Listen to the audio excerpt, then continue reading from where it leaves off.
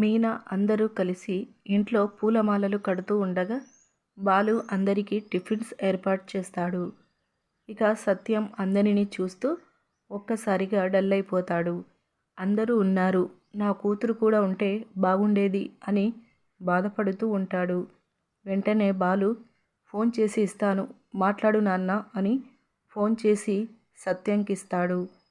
ఇక ఫోన్లో సత్యం మౌనికతో మాట్లాడుతూ, అమ్మా మౌనిక, ఎలా ఉన్నావమ్మా అని అంటూ ఉంటే, నాకేంటి నాన్న అని మౌనిక అట్నుంచి అంటుంది.